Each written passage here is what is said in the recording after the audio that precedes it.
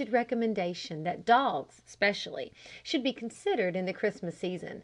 Throwing all caution aside, he passed the buffet and plunged into the kitchen.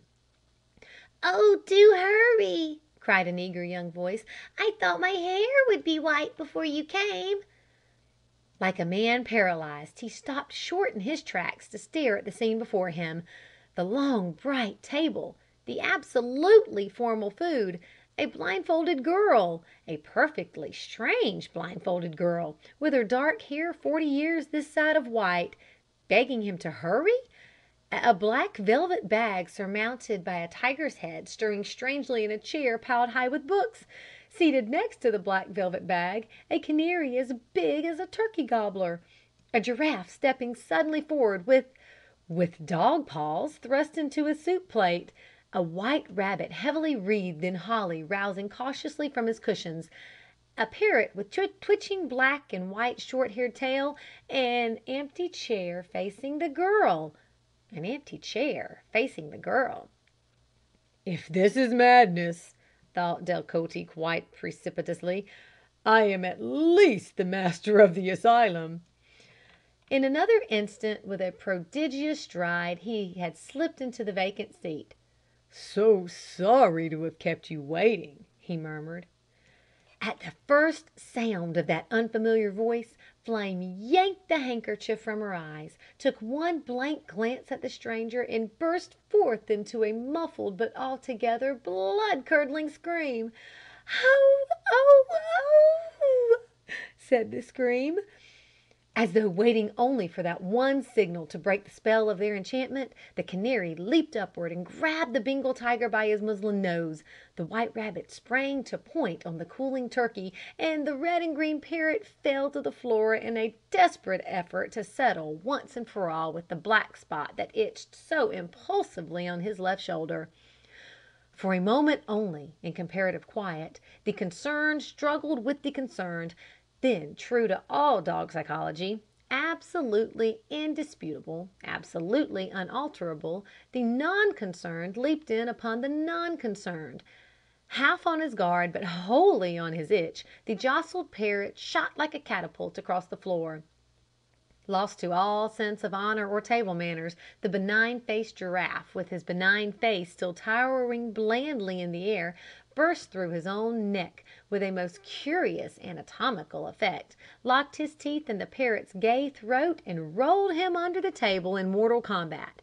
Round and round the room spun the yellow canary in the black plush bag. Retreating as best she could from her muslin nose, the Bengal tiger, or rather that which was within the Bengal tiger, waged her war for freedom. Ripping like a chicken through its shell, she succeeded at last in hatching one front paw and one hind paw into action. Wallowing, stumbling, rolling, yowling, she humped from mantelpiece to chair top, and from box to table. Loyally the rabbit-eared setter took up the chase. Mauled in the scuffle, he ran with his meek face upside down. Lost to all reason, defiant of all morale, he proceeded to flush the game. Dishpans clattered, stools tipped over, pictures banged on the walls.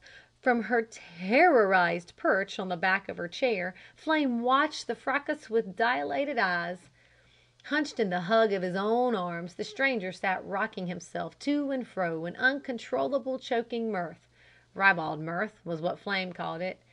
"Stop!" she begged. "Stop it! Somebody stop it!" It was not until the black plush bag at bay had ripped a red streak down Miss Flora's avid nose that the stranger rose to interfere. Very definitely then, with quick deeds, incisive words, he separated the immediate combatants and ordered the other dogs into submission. "Here, you demon direful!" he addressed the white wolfhound. "Drop that, Orion!" he shouted to the Irish setter. "Cut it out, John!" he thundered at the coach dog. "Their names are Beautiful Lovely," cried Flame, "and Lopsy, and Blunderblot."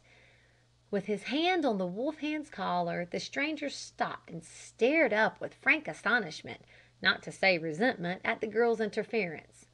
"Their names are what?" he said.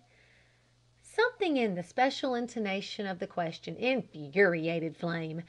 Maybe she thought his mouth was scornful, his narrowing eyes. Goodness knows what she thought of his suddenly narrowing eyes. In an instant she had jumped from her retreat to the floor. "Who are you, anyway?" she demanded. "How dare you come here like this, butting into my party and spoiling my discipline with the dogs? Who are you, I say?" With Demon Direful, alias Beautiful Lovely, tugging wildly at his restraint, the stranger's scornful mouth turned precipitously up instead of down. "Who am I?" he said.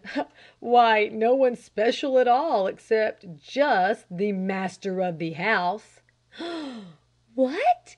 gasped Flame. "Earl Delcote," bowed the stranger. With a little hand that trembled perfectly palpably, Flame reached back to the arm of the big carved chair for support. Why, but Mr. Delcote is an old man," she gasped. "I'm almost sure he's old." The smile on Delcote's mouth spread suddenly to his eyes. "Not yet, thank God," he bowed.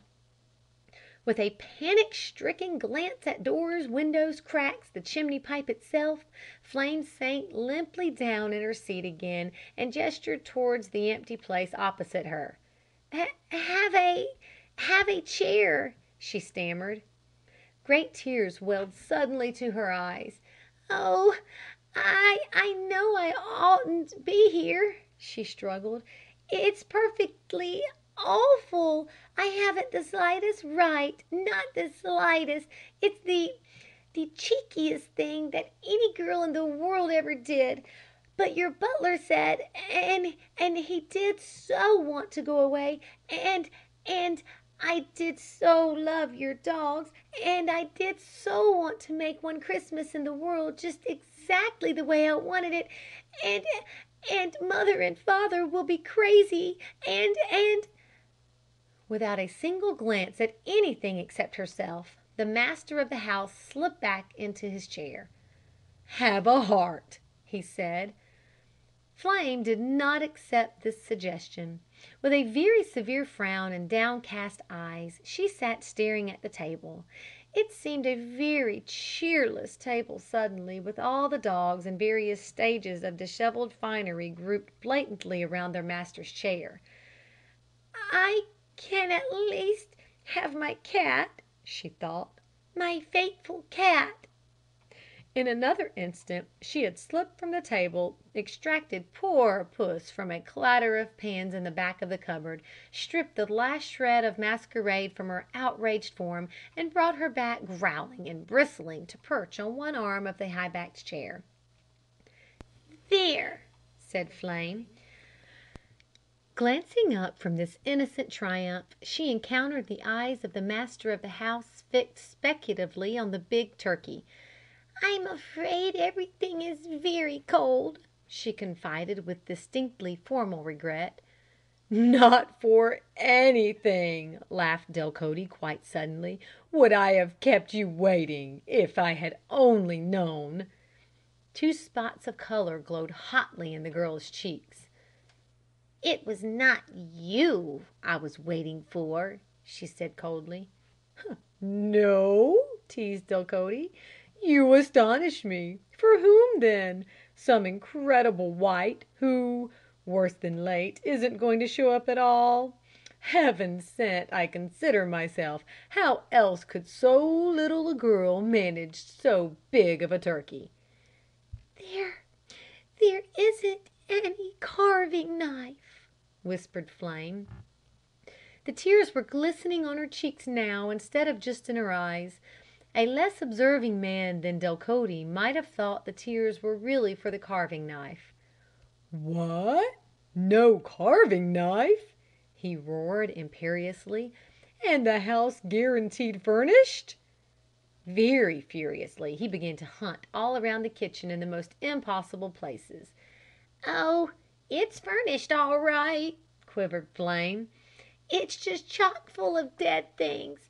Pressed flowers and old plush bags, and pressed flowers and pressed flowers." "Great heavens!" groaned Delcote. and I came here to forget dead things."